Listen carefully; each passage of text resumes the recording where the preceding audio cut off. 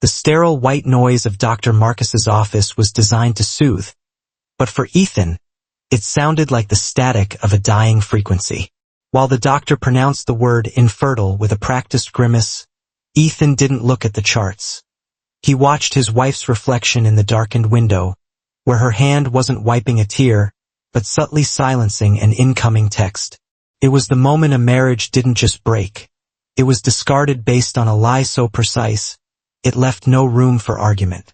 If you are drawn to the quiet storms that brew behind closed doors, where the most dangerous secrets are whispered, not shouted, stay with me.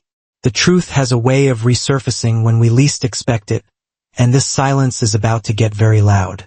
The rain in Seattle didn't wash things clean. It just made the grime slicker, turning the city into a blurred watercolor of gray and steel. Inside the office of Dr. Marcus Thorne, the atmosphere was hermetically sealed, dry, and smelled faintly of expensive cologne and latex. Ethan Cole sat on the edge of the leather chair, his hands clasped tightly between his knees. He was 34, a system architect accustomed to solving complex logical problems, but the equation currently presented to him had no solution. I'm afraid the results are conclusive, Ethan, Dr. Marcus said. The doctor didn't look at Ethan. Instead, he adjusted the cuffs of his pristine white coat, his eyes flicking briefly to the woman sitting beside Ethan. Azoospermia. In layman's terms, 0 count. It's unlikely you will ever father a child naturally. The silence that followed was heavy, pressing against Ethan's eardrums like deep water. He turned to his wife, Audrey. Audrey Sterling, a woman who curated her life as meticulously as she curated her PR campaigns, sat perfectly still.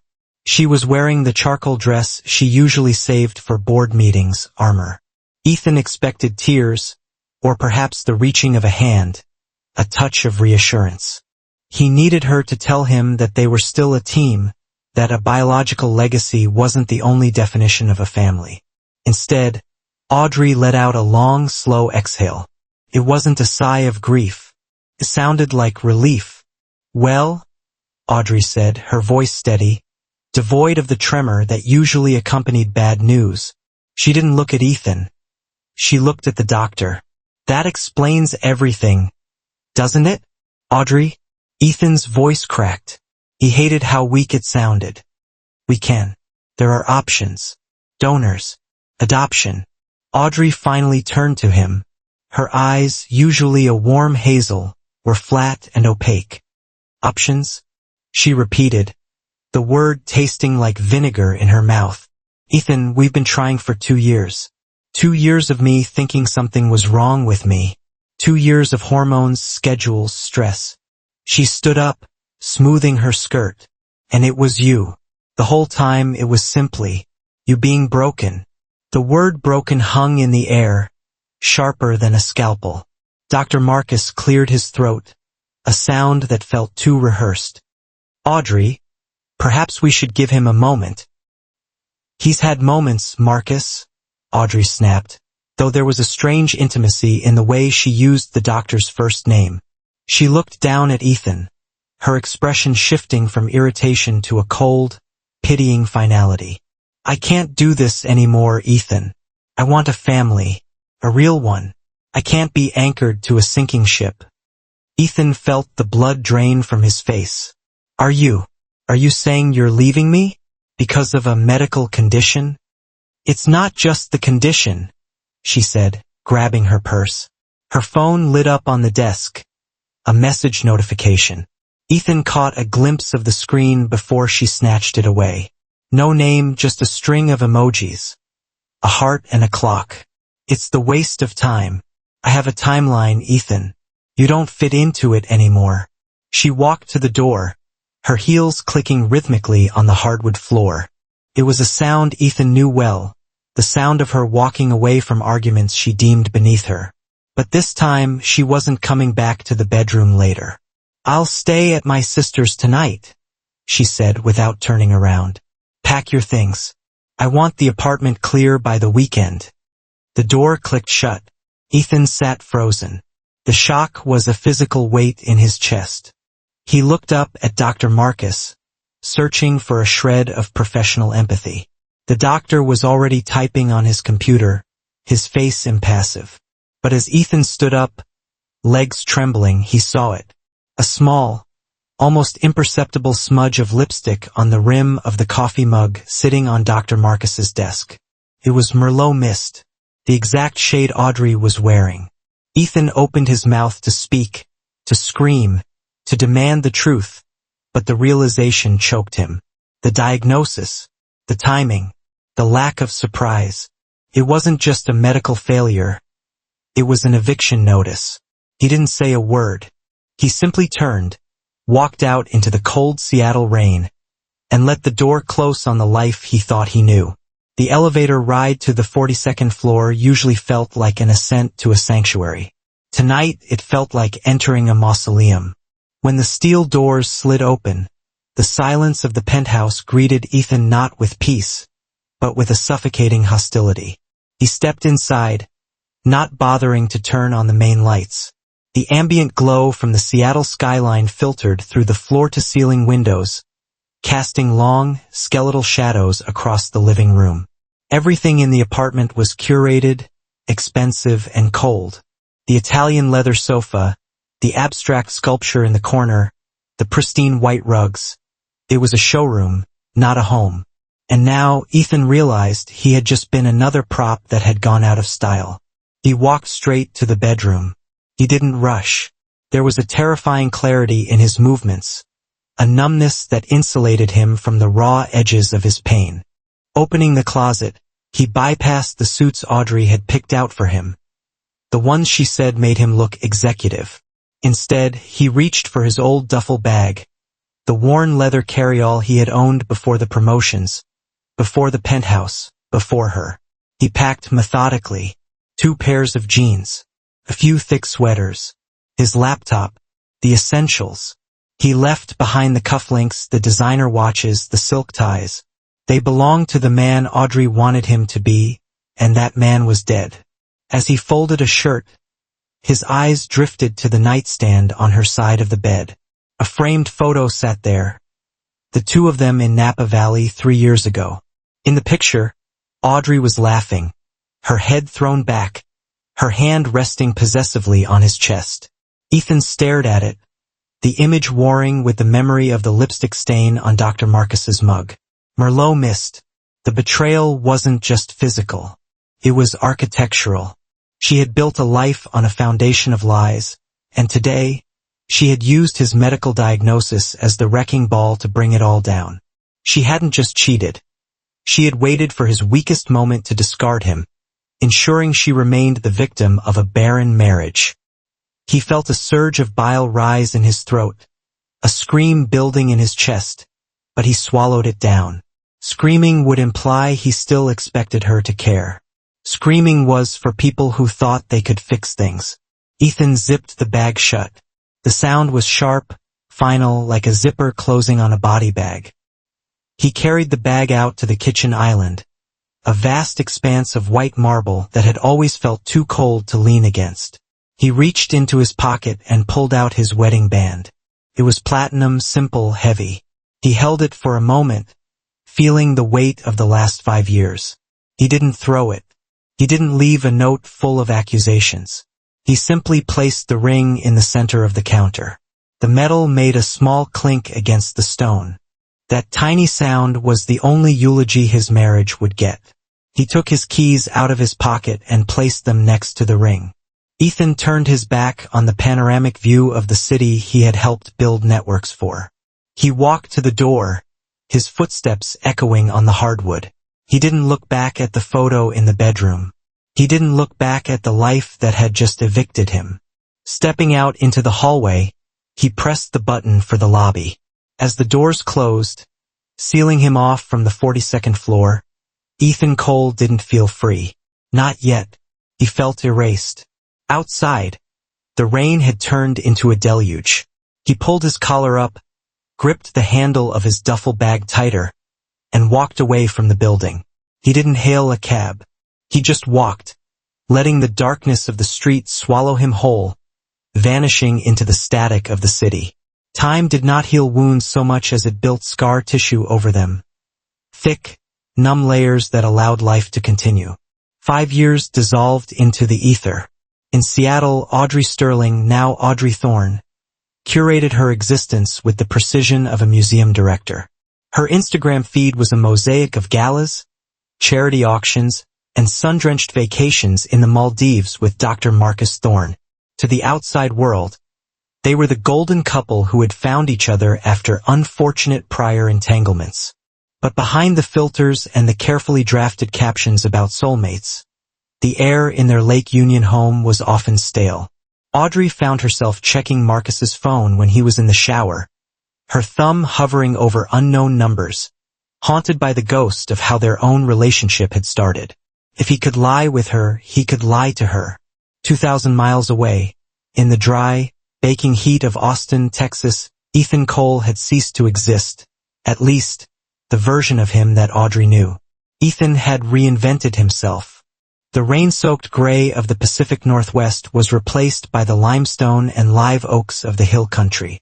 He threw himself into his work, co-founding a cybersecurity startup that required 18-hour days. Exhaustion was his drug of choice. It kept the memories at bay.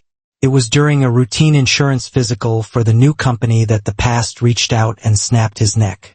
Dr. Eris, a no-nonsense woman with silver hair and a sharp demeanor, sat across from Ethan in a sunlit examination room.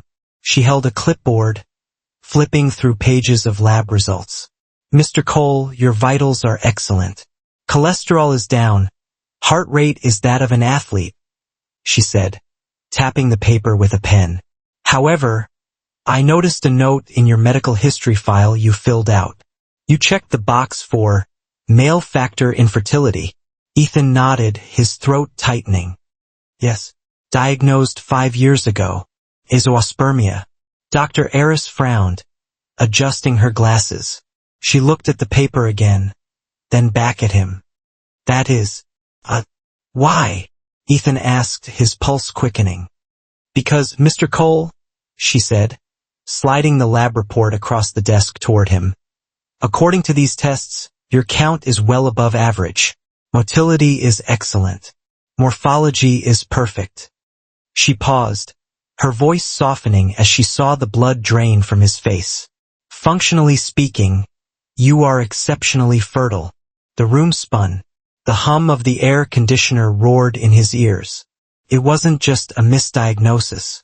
Azoospermia didn't just cure itself spontaneously. It was a lie. A deliberate, calculated, medical fabrication. Marcus. The realization hit him with the force of a physical blow. Marcus hadn't just stolen his wife. He had used his medical authority to steal Ethan's manhood, to strip him of his dignity so Audrey would have a moral exit strategy. They had made him believe he was broken so they wouldn't have to admit they were corrupt. Ethan sat in his car in the parking lot for 2 hours, gripping the steering wheel until his knuckles turned white. The urge to fly back to Seattle, to burn their reputation to the ground with this piece of paper, was a fire in his gut. But then his phone buzzed. It was Chloe. He had met Chloe 6 months ago in a bookstore. She was a landscape architect, soft-spoken, with a laugh that made the knot in his chest loosen. She didn't care about his money or his past traumas. She cared about him. "Hey," the text read, "dinner's almost ready. I made that pasta you like. Come home?" Ethan looked at the text. Then he looked at the medical report on the passenger seat. Revenge would mean dragging himself back into the mud with Audrey and Marcus. It would mean letting them dictate his emotions again. He picked up the report, crumpled it into a tight ball, and shoved it into the bottom of the center console. He didn't need to tell them. He didn't need their apology. He put the car in gear. "I'm coming home," he whispered to the empty air. A year later, Chloe told him she was pregnant. When the ultrasound technician announced there were 3 heartbeats, Ethan didn't cry. He simply smiled, a terrifyingly calm smile, knowing that the universe had a sense of humor, and that karma was biding its time. Seattle welcomed them back with the same gray sky that had witnessed Ethan's departure. But the view was different from the back of a chauffeured SUV. The rain didn't feel oppressive anymore. It was merely atmospheric, a backdrop to the life he had built. Ethan Cole adjusted the cuff of his shirt, gazing out at the passing evergreens of Bellevue. 5 years ago, he had left with a duffel bag and a shattered ego. Today, he was returning as the Chief Technology Officer of Nexus Systems, a company that had just acquired one of the Pacific Northwest's largest data firms. He wasn't here to haunt the past. He was here to shape the future. "It's greener than I imagined," Chloe said softly, her hand finding his on the leather armrest. She was looking out the window with wide, curious eyes. Chloe was the antithesis of Seattle's icy social scene, warm, unpretentious, and fiercely protective of their family. "It's the rain," Ethan replied, squeezing her hand. "It keeps everything alive." From the third row of the Escalade, a chorus of giggles erupted. Leo, Sam, and Ben, their 4-year-old triplets, were currently arguing over a tablet. "Daddy, Leo is touching my side," Sam complained. Ethan turned around, a genuine smile softening the sharp angles of his face. "We're almost there, guys. Look at the trees. Can you count how big they are?" The boys pressed their faces against the glass. Even in the dim light, the resemblance was undeniable. They had Ethan's dark, brooding eyes, his jawline already defining their young faces, and the same unruly hair that refused to be tamed. They were carbon copies of the man Dr. Marcus Thorne had declared sterile. The car pulled into the driveway of a sprawling modern estate in Medina, just a few miles from the city center, but a world away in terms of exclusivity. The realtor, a woman named Patricia with a smile that looked surgically enhanced, was waiting for them under a massive umbrella. "Mr. and Mrs. Cole, welcome home," Patricia chirped as they stepped out. She ushered them into the foyer, her heels clicking on the imported slate floors. "I think you'll find the community incredibly welcoming. The Bellevue Club is just down the road, and the neighbors are all very established." Ethan walked through the open-concept living room, his eyes scanning the horizon of Lake Washington. He knew this zip code. He knew exactly who lived in these circles. It was a calculated risk moving here, but he refused to let the ghost of his ex-wife dictate his geography. He was clean. His conscience was clear. "We have a neighborhood mixer this weekend," Patricia continued, handing a heavy, cream-colored envelope to Chloe. "It's the annual Arts in the Park fundraiser. Everyone who is anyone will be there. It would be a fantastic way for you to debut in the community." Chloe opened the envelope, scanning the elegant calligraphy. "Sounds fancy. What do you think, Ethan? The boys might like the park." Ethan took the invitation. His eyes swept over the list of platinum sponsors printed on the back. Dr. Marcus Thorne and Mrs. Audrey Thorne. His heart didn't race. His hands didn't shake. Instead, he felt a cold, detached amusement. The names looked small on paper, insignificant. "Sure," Ethan said, handing the card back to Chloe. "Why not? We shouldn't hide." He looked over at the boys, who were already running circles around the kitchen island, their laughter echoing off the high ceilings. They were loud, vibrant, and undeniably his. They were the truth he carried with him, a truth that didn't need to be spoken to be heard. He didn't know that across the lake, in a house that was perfectly staged but devoid of children's laughter, Audrey was currently staring at her reflection, applying a fresh coat of Merlot mist, trying to convince herself that her perfect life didn't feel like a cage. Ethan watched his sons tackle each other on the plush rug. "Let's go," he whispered to himself. "Let them see." The Arts in the Park fundraiser was exactly the kind of event Audrey had once dreamed of ruling. White marquees were pitched perfectly upon the manicured emerald lawns of the Bellevue Botanical Gardens. Waiters in tuxedo vests navigated the crowd with silver trays of champagne and canapes that looked too pretty to eat. A string quartet played something classical and unobtrusive near the fountain.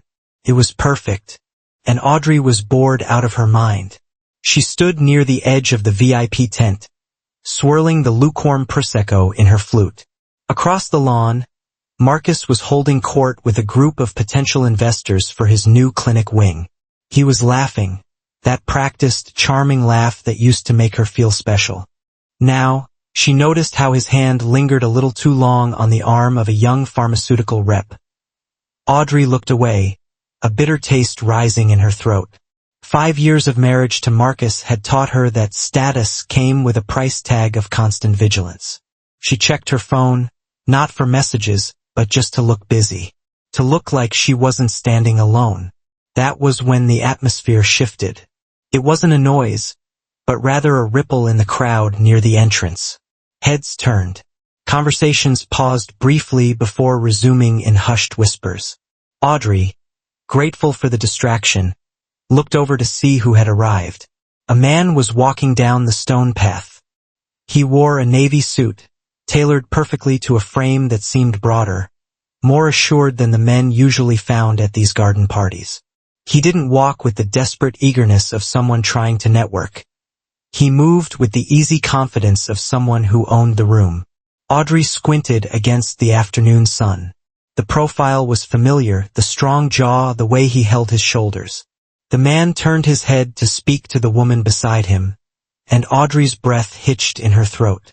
The glass flute nearly slipped from her fingers. Ethan. It was impossible, yet there he was. But this wasn't the Ethan she had discarded in Dr. Marcus's office. That Ethan had been slumped, defeated, gray. This man was vibrant. He looked expensive, not just in his clothes but in his aura. He was smiling at the woman next to him. A blonde with a kind face and a simple elegance that made Audrey's designer dress feel suddenly gaudy. A sudden, ugly spike of adrenaline shot through Audrey. What was he doing here? Had he followed her? A part of her vanity wanted to believe he was still pining, that he had crashed this event just to catch a glimpse of what he had lost. She took a step forward, her instincts sharpening. She prepared a look of pitying condescension. She would be gracious, of course. She would ask him how he was coping. But before she could take a second step, the scene before her shattered. 3 small figures burst from behind Ethan and the woman, running onto the grass with an energy that disrupted the polite stillness of the garden. They were boys, identical triplets, dressed in matching miniature button-downs. "Daddy, watch this," one of them shouted, his voice carrying clear over the string quartet. Audrey froze. The word daddy echoed in her head, bouncing off the walls of the lie she had lived in for 5 years. Ethan laughed. A deep, full sound she hadn't heard in a decade, and crouched down, opening his arms. The 3 boys collided with him in a joyous tackle. Audrey stared. She stared with the intensity of a forensic scientist examining a crime scene. She looked at the boys' faces as they turned. The dark, expressive eyes, the distinctive curve of the nose, the unruly black hair. They were not adopted.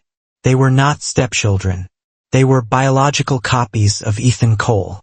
The world tilted on its axis. The champagne in her glass spilled over her fingers, cold and sticky, but she didn't feel it.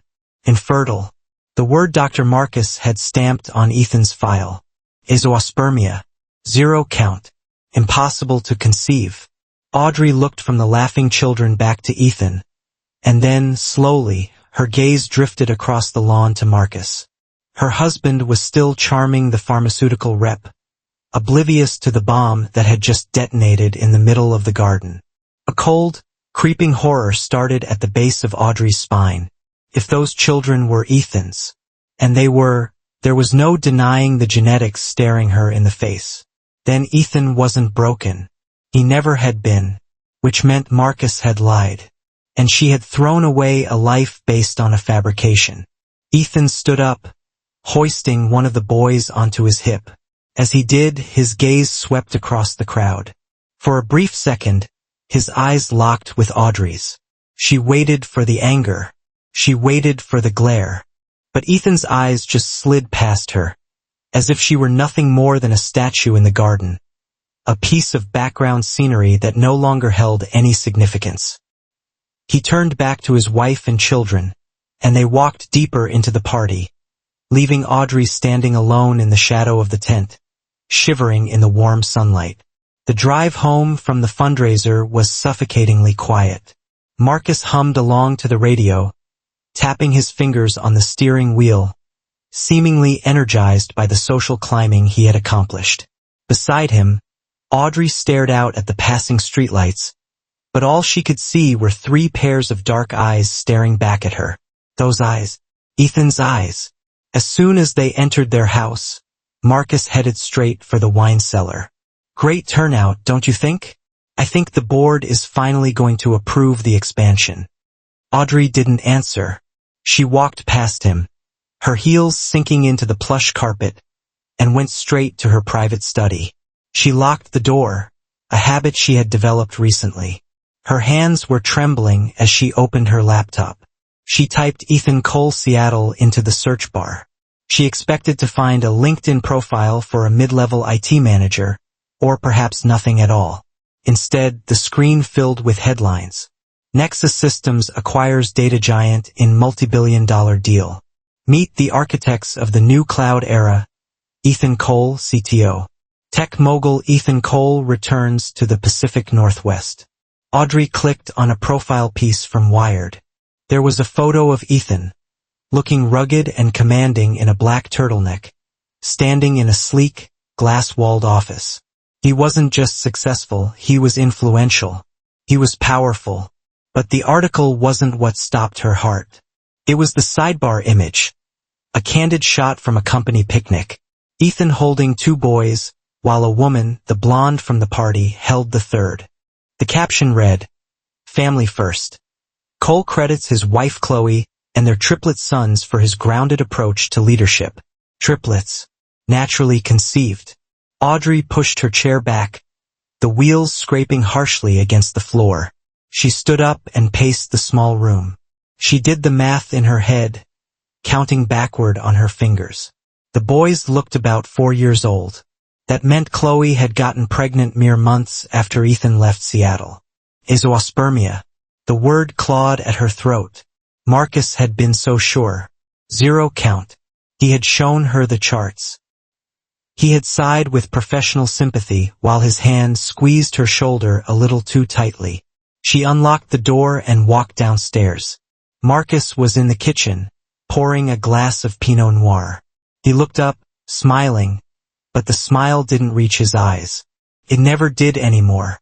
"Marcus," Audrey said, her voice sounding thin in the cavernous room.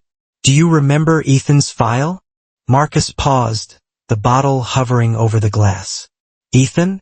Your ex? Why brings him up?" "I saw him today," she lied, watching his reaction closely. "At the park. He looked healthy."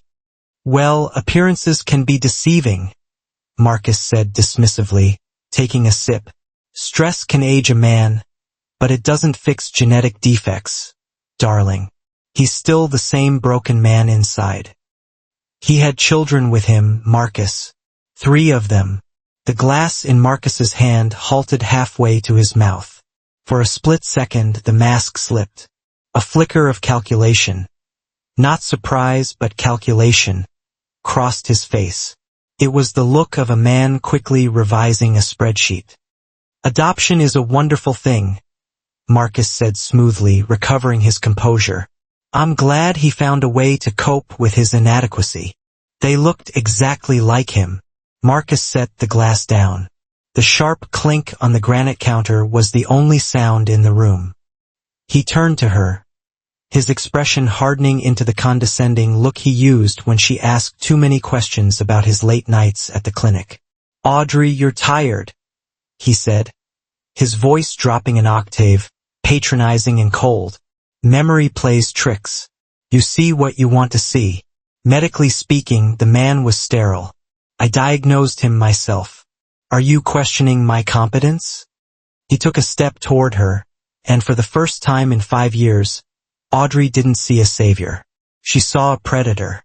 "No," she whispered, backing away. "I'm just tired." Go to bed, he commanded softly. I have some calls to make. Audrey turned and walked up the stairs. She didn't go to the bedroom. She went into the guest bathroom and locked the door. She sat on the edge of the tub, gripping her phone. Marcus was lying. She knew it in her bones now. The boys were Ethan's, which meant Ethan was never infertile, which meant Marcus had falsified the records to get her to leave him. She looked at her reflection in the mirror. She saw a woman who had traded a diamond for a piece of glass because the glass had been polished to shine brighter for a moment. She had destroyed a good man for a liar. And the worst part wasn't the betrayal. It was the jealousy. A hot, corrosive envy burned in her chest as she thought of the blonde woman, Chloe. Chloe, who was living the life Audrey was supposed to have. Chloe, who was holding her children. Audrey wiped a tear that had escaped, smearing her mascara. She wouldn't just accept this. She needed to know for sure. She needed to hear it from Ethan. The coffee shop on 4th Avenue was a refuge from the relentless drizzle, smelling of roasted beans and damp wool. Ethan Cole stood in line, checking his watch. He had exactly 20 minutes before his next strategy meeting. Ethan. The voice was brittle, cracking slightly at the edges. Ethan didn't flinch, but his hand paused over his wallet. He turned slowly. Audrey stood there. She looked different than she had at the garden party. The carefully constructed armor of the Bellevue socialite was showing hairline fractures. Her trench coat was buttoned wrong at the collar, and her eyes were rimmed with red, the kind that concealer couldn't quite hide. Audrey, he said, his tone neutral, polite, the same tone he used for vendors who missed deadlines. I don't have much time. 5 minutes, she pleaded, stepping closer. The desperation in her scent, a mix of expensive perfume and nervous sweat, was palpable. Please, I need to know. Ethan studied her for a moment, then nodded toward a small, secluded table in the corner. He didn't buy a drink. He didn't intend to stay long enough to finish one. They sat. The noise of the espresso machine hissed in the background, filling the silence. They're yours, aren't they? Audrey asked, her hands gripping the edge of the table. The boys. They're yours biologically. Yes, Ethan said simply. They are. Audrey let out a shaky breath, a sound that was half sob, half laugh. Marcus lied, she whispered, her voice trembling with a mix of rage and vindication. I checked the old files. I confronted him. He falsified the results. Ethan. He told me you were sterile, so I would leave. He manipulated me. She looked up at him, eyes wide and glistening, waiting for the spark of outrage. She expected him to reach across the table, to share in her anger, to join her in villainizing Marcus. She wanted them to be victims together. He stole 5 years from us, she pressed, leaning in. Don't you see? We were tricked. If I had known you weren't broken, I never would have. Stop, Ethan said. He didn't shout. He didn't slam his hand on the table. He spoke the words softly, but with such absolute finality that Audrey's mouth snapped shut. You're rewriting history, Audrey, Ethan said, leaning back in his chair. He looked at her, really looked at her, and realized that the woman he had once worshipped was just a person terrified of consequences. Marcus might have lied about the sperm count, but he didn't force you to pack your bags that night. I was scared, Audrey protested. I wanted a family. No, Ethan corrected her. You wanted a guarantee. You treated our marriage like a business merger that went bad. The moment the asset me depreciated, you liquidated and moved on to a better offer. Audrey recoiled as if slapped. That's not fair. I loved you. You loved the idea of me, Ethan said. But look at us now. I have a wife who loves me not because I'm successful, but because I'm me. She was there when I was starting over in a 1-bedroom apartment in Austin. She didn't need a medical chart to decide if I was worth staying with. He stood up. The movement was fluid, decisive. But Marcus, Audrey stammered, standing up with him, panic rising in her chest. He's a monster. He trapped me. Then leave him, Ethan said coldly. Or don't. It doesn't matter to me anymore. You and Marcus deserve each other. You built a life on lies. Don't be surprised when the foundation rots. Ethan, please, she reached out, her fingers brushing the sleeve of his suit. I made a mistake. I see that now. Seeing those boys. Seeing you. I realized what I threw away. Ethan stepped back, breaking the contact. He looked at the spot where she had touched him, then back at her face. There was no hate in his eyes, only a profound, hollow indifference. You didn't throw it away, Audrey, he said, checking his watch again. You sold it, and now you have buyer's remorse. He turned and walked toward the exit. Ethan, she called out, but her voice was swallowed by the hiss of the milk steamer and the chatter of the afternoon crowd. Ethan pushed open the glass door and stepped out into the rain. He didn't look back. He took a deep breath of the cool, wet air, feeling lighter than he had in years. The ghost was gone. Inside the shop, Audrey sank back into her chair. She watched him disappear into the gray city, realizing that the coldness she felt wasn't from the drafty window. It was the chill of a life that was suddenly, terrifyingly empty. The storm that had been threatening Seattle all afternoon finally broke as evening fell. Rain lashed against the floor-to-ceiling windows of the Thorne residence. But the chill inside the house had nothing to do with the weather. Audrey sat on the edge of the master bed, watching Marcus pack a suitcase. He moved with efficient, sharp motions, folding silk shirts and placing them neatly into the leather carry-on. He wasn't leaving for good, not yet, but the distance between them was now unbridgeable. You're going to the conference? Audrey asked, her voice hollow. Tonight? After everything I just told you?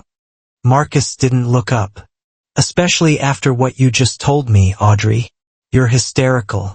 It's bad for my image, and frankly, it's exhausting to be around. You lied to me? She whispered, the fight draining out of her. You ruined his life. You ruined my life. Marcus stopped. He turned slowly, a cruel amusement dancing in his eyes. I didn't ruin anything, darling. I gave you an open door. You were the one who sprinted through it. He zipped the bag shut, the sound tearing through the room. Don't pretend you were a victim. You wanted him out just as much as I wanted you in. I just provided the medical excuse so you could keep your conscience clean. He walked to the door, grabbing his coat. I'll be back on Monday. Try to pull yourself together. You look old when you cry. The front door slammed downstairs, the sound echoing through the cavernous, empty house. The silence that followed was absolute. Miles away, in a modest but vibrant home in Medina, the scene was chaos. Ethan walked through the front door and was immediately hit by the smell of garlic bread and the sound of shrieking laughter. A pillow flew through the air, narrowly missing his head. Ambush! Leo yelled, diving behind the sofa. Ethan caught the pillow, grinning. He dropped his briefcase, the heavy corporate weight of the day, and kicked off his shoes. Chloe emerged from the kitchen, wiping her hands on a towel, her hair messy and her eyes bright. They're ferals today, she warned, kissing him on the cheek. Complete animals. How was your meeting? Ethan paused. He thought about the coffee shop. He thought about Audrey's desperate, grasping hands and the cold realization that he used to define his worth by her approval. He looked at Chloe, then at his 3 sons who were currently building a fort out of sofa cushions. It went well, Ethan said softly, wrapping his arms around her waist. I closed the account. For good. Good, Chloe smiled, pulling away to stir the pasta. Go wash up. We're eating in 5. Ethan walked into the living room. Sam and Ben tackled his legs, demanding to be lifted. As he hoisted them up, feeling their solid, warm weight, he realized he didn't feel a shred of resentment toward the past anymore. The pain, the diagnosis, the rain-soaked walk 5 years ago. It had all been the necessary fire to forge this life. Back in the silent mansion on Lake Union, Audrey wandered into her kitchen. It was pristine, white, and sterile. There were no fingerprints on the fridge, no toys on the floor, no laughter bouncing off the walls. She poured a glass of wine, her hand trembling. She caught her reflection in the dark window pane. She looked perfect. Her hair was smooth, her dress was expensive, her jewelry was real. She had everything she had listed on her timeline years ago: the status, the wealth, the doctor husband. But as she took a sip of the wine, it tasted like ash. She thought of the triplets. She thought of the way they looked at Ethan, with total, unadulterated adoration. That was a legacy. That was life. Audrey placed the glass on the counter, next to a vase of white lilies that were starting to wilt. She realized then, with a crushing clarity, that Marcus's diagnosis had been wrong about the wrong person. Ethan wasn't the barren one. She looked around her beautiful, cold, empty kingdom. She had sterilized her own happiness to keep her ambition clean. Audrey turned off the lights, sitting alone in the dark, finally understanding that she was the one who would leave nothing behind.